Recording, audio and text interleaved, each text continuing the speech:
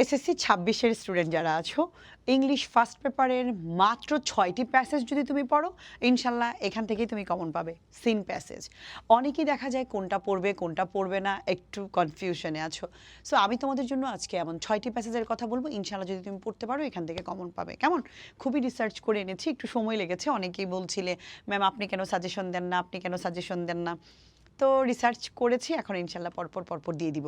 আমি কিন্তু রিয়ারেঞ্জের সাজেশন দিয়েছি কিভাবে টেকনিকের সাহায্যে তুমি প্রায় 60টার মতো রিয়ারেঞ্জ পড়তে পারবা, কোন টেকনিকে পড়বা, একটা নিয়মই কিভাবে পড়বা। ঠিক আছে?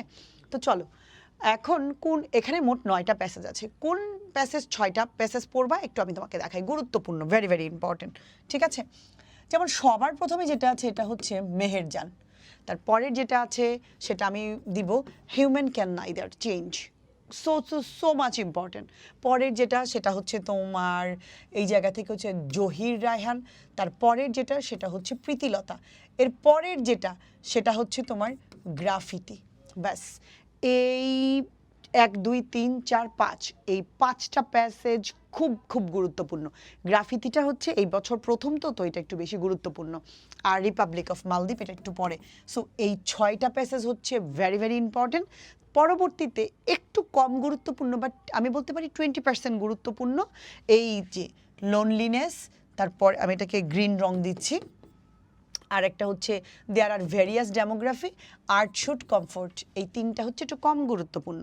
এগুলো হচ্ছে প্রায় 90% গুরুত্বপূর্ণ। আর যদি যে বাকি 10% যেগুলো থাকে সেগুলো হচ্ছে এই 3টা। ইনশাল্লাহ যদি পড়তে পারো অনেক ভালো কিছু করবে। ক্লাসভেলের সাজেশন মানে ভিন্ন রকম কিছু দায়িত্বশীলতা, আশা করি এই জিনিসটা বুঝবে। তবে যাই শিখবে বেসিক থেকে শিখবে, কোর থেকে শিখবে।